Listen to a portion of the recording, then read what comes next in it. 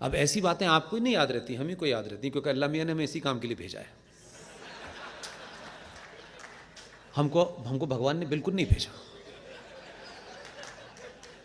अल्लाह मियाँ ने हमको पैदा ही ऐसी जगह किया कि यहाँ जितना फ्रॉड है इसको समझो, और इस फ्रॉड को जो सनातनी हिंदू समझ बैठे हैं उनको बताओ मैं अल्लाह के बताए रास्ते पे चल रहा हूँ, मैं अपनी तरफ से कुछ नहीं कर रहा। इसलिए अल्लाह ने मुझे जो काम सौंपा है, अल्लाह भले ही कहे मैं तुम्हें बुला लूँगा, मैं कहूँगा अब जब ही आऊँगा जब काम ख़त्म कर दूँगा, और मैं इस काम में निरंतर लगा हुआ हूँ पूरी ताकत से। अभी यहाँ हूँ, कल कहीं और होऊंगा। तो ये ताकत अल्लाह मियाँ दे रहे हैं मुझे, जिसके कारण मैं कर रहा हूँ। और आप ही को अल्लाह मियाँ ने यहाँ भेजा है कि इसकी बात सुनो, क्योंकि ये मानते हैं हम कि अल्लाह की मर्जी के बगैर पत्ता नहीं हिलता, तो आप कैसे आ गए, है ना? तो मैं शुद्ध रूप से सार्वजनिक मंचों से कहता हूँ, अल्लाह ने मुझे ठोंक पीट करके अलीगढ़ मुस्लिम यूनिवर्सिटी में बगनबेरिया की डंडी से मार मार के अजान पढ़ाई, नमाज पढ़ाई, कुरान पढ़ाया। अब उस वक्त मैं नहीं समझा कि अल्लाह मेरे साथ ऐसा क्यों कर रहा है। अब समझ में आया कि अल्लाह ने कहा कि जिन्हें मैंने कहा था कि मेरे रास्ते से हटोगे, ये कुरान कह रहा है, मैं नहीं कह रहा। अल्लाह मियाँ ने अपने फॉलोअर से ये कहा कि मेरे बताए रास्ते से जिस दिन भी तुम हटे, मैं इस जमीन पर ऐसे लोग भेजूंगा जो तुम्हें रास्ते पे ले आएंगे। अल्लाह मियाँ ने डेट नहीं बताई थी, लोगों को पता चला 14 में आया है, वो रास्ते पे ले आएगा इनको। 5 बार नमाज पढ़ो, रोज़ा रखो और घर जाओ। बकवास ज़्यादा करोगे तो अल्लाह मियाँ ने जो मुझे ताकत दी है उसका इस्तेमाल करूँगा मैं। गुजरात में कुछ लोग काँव काँव कर रहे थे 2002 में, अल्लाह के बताए रास्ते पे ना अल्लाह के पास भेज दिया कि यही नहीं समझ रहे हैं भाई, इनको मैं भेज रहा हूँ आपके पास। तो अल्लाह मियाँ ने कहा इसने 2002 में अच्छा काम किया, अब इसकी ज़रूरत गुजरात में नहीं है, वैसे दिल्ली भेजो। अब वो दिल्ली में वही काम दिन भर कर रहा है, और ये इनका मानना है, ये कहते हैं, हम नहीं कह रहे, कुरान कहता है, अल्लाह मियाँ ने फरमाया है, मेरे बताए रास्ते से जिस दिन हटे उस दिन ऐसे लोग आएंगे जो मेरे रास्ते पे ले आएंगे। अल्लाह मियाँ ने गांधी जी को नहीं भेजा था, बाकियों को इसी को ये काम सौंपा है। और इसी के दौर में हमसे कहा कि तुम ये जो कर रहा है, जो ये नहीं कर पाएगा वो तुम करना। तो हम रात की सभा में आपको अल्लाह मियाँ की मर्जी से यहाँ आए हैं। आप खाना खिलाएं तो अच्छी बात है, नहीं खिलाएं तो अल्लाह कहीं ना कहीं इंतज़ाम कर ही देगा, लेकिन उसका काम पूरी तन्मयता से मैं कर रहा हूँ, उसमें कोई चूक ना हो जाए मुझसे। इसलिए अल्लाह ने ये कहा कि मैंने तुम्हें ज़मीन पे भेजा ये करने के लिए, ये नहीं करना है। और ये इतने पागल हैं कि अल्लाह ने नाक यहाँ लगाई, कान यहाँ लगा, जो ये अल्लाह ने तय किया। और हमारे यहाँ कभी कोई थोड़ी डिसऑर्डर होता है तो हम ये कहते हैं भाई ईश्वर की इच्छा थी तो उसने हमें ऐसा बनाया, हम ये कह के संतोष कर लेते हैं। हम कभी उस अखलुकुल मखलूकात, अब आपके सर से निकल गया होगा, supreme creation of the God, उसको उसने जब हमें बनाया, कान यहां, आंख यहां, आ गए। ये कमाल की जो करें, ये कहते हैं हम अल्लाह पे हमारा पूरा यकीन है, तो हमने तो कभी नहीं कहा आधा करो, हमने कभी नहीं कहा, हमने कभी नहीं कहा। एक तरफ कह रहे हैं अल्लाह पे हमें पूरा यकीन है, भाई करो ना, मने कौन कर रहा है। बट कमाल के लोग हैं, अल्लाह पे यकीन भी कर रहे हैं, कह भी रहे हैं, लेकिन अल्लाह को पता नहीं था, अल्लाह मूर्ख था। अबे अल्लाह ने तुम्हें बनाया है, तुम्हारे अल्लाह पे यकीन है, तो उसको पता था तो वो वही काट छांट करके भेज देता। आप बताओ, आप कंट्राडिक्शन है कि नहीं है? अबे यकीन करो तो पूरा करो, ये क्या है? उसने तुम्हें ठीक ठाक भेजा, नीचे आके काट पीट करके कह रहे हो हम मुसलमान हैं। पागल हो क्या तुम? मैं कोई अनएकेडमिक बात कह रहा हूं? और ये ताकत मुझे अल्लाह ने दी है। अब आप मुझे बताओ, हम कितने भी घटिया हो जाएं, हम कितने भी बुरे हो जाएं, फिर भी हमारे सब कॉन्शियस में है। यही फर्क आपको समझाना चाहता हूं। अगर हमारे घर में किसी की आंख ठीक नहीं है, पैदाइशी ऐसा हुआ है, तब भी हम ये कहते हैं भगवान की इच्छा है। ऐसा ही है। हमने कभी भगवान की क्रिएशन पे सवाल नहीं उठाया। हम मनुष्य हैं जबकि कि भगवान ऐसा है। हमने जैसा भेजा हम वैसे ही वापस गए।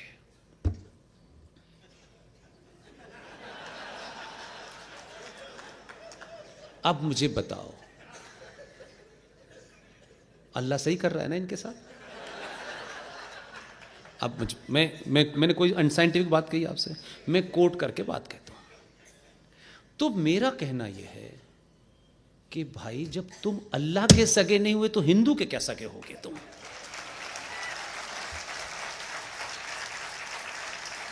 सेलेक्टिव अच्छा बुरा नहीं होता। अल्लाह यहां तक अच्छा है, यहां के बाद नहीं है। पागल हो गए क्या? और अल्लाह भेजते वक्त तुमने कहा तो भाई वहीं से बताता। अब तुमने उसका मिसयूज किया। इस्लाम में इतनी शादियां जायज हैं, तो ये तो तुमने दुकान चलाई हुई है। तुम विशेष क्रिया के बाद मुसलमान बने। एक आए हैं अंकल सैम, उनको भी ऊपर वाले ने ऐसी बोला, तो गॉड हैं। वो एक विशेष क्रिया के बाद क्रिश्चियन होते हैं। क्या ये क्रियाएं हम नहीं कर सकते थे? क्या हमारे यहां विशेष क्रिया के बाद हिंदू कोई होता है? हम सब हिंदू पैदा हुए हैं और हम उस गॉड के प्रति धन्यवाद करते हैं कि उसने हमें जमीन पे एक ऐसा जीव बनाया जो सोच सकता है, कुछ कर सकता है। हमारा सिर्फ इस धरती पे इतना ही काम है कि जो आपको इस प्रकृति ने दिया है उसको उतना ही वापस करना है और चुपचाप चले जाना है। ये जो संचय करने की बीमारी है, 15 मकान दिल्ली में, 2 वहां, 5 यहां, फलाना यहां, लेकिन मां घर में नहीं है, ये बीमारी आपकी है। इसलिए हम ये मानते हैं कि न हम अपनी मर्जी से आए हैं और न तुम्हारी मर्जी से जाएंगे। इसलिए अपने होने का एहसास कीजिए। आप इस ब्रह्मांड में जो कुछ है उसके सिर्फ एक छोटे से हिस्से हैं। 3-5 ज्यादा ज्ञान मत लगाइए। आपको 5 चीजों पे आपका जीवन टिका है और वही 5 तत्व आपके शरीर में है। जब वो डिसऑर्डर में आते हैं आपकी मृत्यु हो जाती है। इस ब्रह्मांड के साथ वो सब छेड़छाड़ मत कीजिए जिसका पागलपन आपको हो गया है। और ऊपर वाले ने कहीं किसी को नहीं बताया था कि ये पेड़ मुसलमान है, ये पेड़ हिंदू है। तुम हमें बता रहे हो। हमारे तो करोड़ों साल पहले ऋषि मुनि ने बताया था कि धरती पे एक वृक्ष है, इस वृक्ष की पूजा करना। उसने पूजा का भाव इसलिए दिया कि हम शायद थोड़े से जानकार नहीं थे, वो ज्ञान नहीं था। उसने सिर्फ इतना ही कहा कि इसकी पूजा करना, जिसकी पूजा हम करते हैं उस जगह को पवित्र रखते हैं, साफ सुथरा रखते हैं, खराब नहीं होने देते, उसको काट पीट नहीं करते। ब्रह्मांड में एक ही पेड़ था और एक ही पेड़ है। मुझे कभी ऐसा गलतफहमी नहीं है कि ब्रह्मांड के समाप्त होने से कोई दूसरा पेड़ पैदा हो जाएगा। एक ही पेड़ है। आज एस्टन टेटे और जाने किस किस साइंटिस्ट को आप पढ़ते हो, करोड़ों साल पहले सनातन सभ्यता का वो साधु, वो ज्ञानी इतनी दूर तक था, उसको समझ आ गया था, लेकिन अंग्रेजी के वर्ड नहीं थे। ब्रह्मांड में एक ही पेड़ है, जिसके लिए शास्त्रों में लिखा गया कि इस पेड़ की पूजा करना। जब शास्त्र लिखे गए होंगे, जब ब्रह्मांड की उत्पत्ति हुई होगी, जब उस पेड़ की पैदा हुआ होगा, तब से लेके अब तक आपने बहुत विकास करा, बहुत तरक्की करी, लेकिन दूसरा पेड़ नहीं पैदा कर पाए। उस पेड़ को पीपल कहते हैं। ताली थोड़ा संभाल के रखो, आराम से बजाइएगा, कोई दिक्कत नहीं है। पीपल का पेड़ एकमात्र पूरे ब्रह्मांड में है जो आपके ऋषि मुनि को पता था, और उसने इसको बचाने के लिए, प्रोटेक्ट करने के लिए आपकी भावनाओं से जोड़ा कि इस पेड़ की पूजा करना, इस पेड़ को बचाना। उसने पूजा का भाव इसलिए कि पूजा के भाव से हम चीज़ों को ज़्यादा सीरियस होकर उसको प्रोटेक्ट करते हैं। और आज टेस्ट ट्यूब बेबी बन गया, लेकिन आज तक पीपल के पेड़ जैसा कोई दूसरा पेड़ नहीं बना। और आपके ऋषि मुनि को वो ज्ञान था, वो ज्ञान इसलिए कम्युनिकेट नहीं कर पा रहा था कि हमारी बुद्धि समझ में नहीं थी, तो उसने हमारी आस्थाओं से जोड़ दिया कि पीपल के पेड़ की पूजा करना। पूजा करने का कतई ये उसका अभिप्राय नहीं था कि बूंदी का लड्डू उसमें घुसवा देना, कलावा बांध देना। सिर्फ इतना ही उसका मकसद था कि ब्रह्मांड में ये एकमात्र पेड़ है जो 24 घंटे ऑक्सीजन देता है। उसको प्रोटेक्ट करने के लिए आपकी आस्थाओं से जोड़ा, कोई दूसरा पेड़ नहीं बना। और इसी पेड़ के साथ में एक चीज है जो शायद हमने कभी ध्यान नहीं दी है। पीपल का पेड़ किसी नर्सरी में मिलता है? पीपल का पेड़ कभी पैदा होता है? क्यों? क्यों? उस ऋषि मुनि को पता था पीपल के पेड़ का दाना एक कौवा खाता है, और उस कौवे के पेट में वो बीज जो उसके पेट में रहता है, उसमें फर्मेंटेशन होता है, और फिर वो कौवा जो बीट करता है, उस बीट से सिर्फ पीपल का पेड़ पैदा होता है, कोई और बीज नहीं है। और पीपल का पेड़ आपको ऐसे नहीं मिलेगा कहीं दीवार में मिलेगा कि कौवा वहीं बीट करता है, फिर उसे निकाल के लगाते हैं। इसलिए पीपल की कोई पेड़ पैदा नहीं कर पाया। आपके ऋषि मुनि को पता था। आप वहां से आए हो और 2 रुपए चावल में बिक रहे हो। आपके पूर्वज सोचेंगे कि हमने ऐसा तो नहीं सोचा था कि सनातनी हिंदू इतना लालची हो जाएगा कि बेटी को कम दहेज दिया है तो ससुराल वाले उसे जला देंगे। आप अपने जीवन की इच्छा पूर्ति के लिए एक बेटी को इसलिए जला देते हो कि वो कुछ सोना कम लाई है। जानवर भी ऐसा नहीं करते। कोई करता है? मुझे बताइए, कभी किसी जानवर को देखा है आपने? और आप कहते हैं हम सभ्य हैं, हम चींटी को नहीं मारते, हम तो पेड़ की पूजा करते हैं, हम तो गंगा को भी गंगा मां कहते हैं। उस सभ्यता के लोग बेटियां जला रहे हैं, दहेज में बेटियों की बोरी लग रही है, शादियां होने में तय नहीं हो रही, गोत्र नहीं मिल रहे, वो इतना दहेज मांग रहा है, बेटियां कहां मार्केट में खड़ी होकर उनकी बोली लग रही है। ये सोच के कभी हमें एक सामूहिक तौर पे शर्म नहीं आती है। बहुत बड़ा घर बना लिया है, बहुत बड़ी गाड़ी है, इससे आपकी पहचान कभी नहीं थी।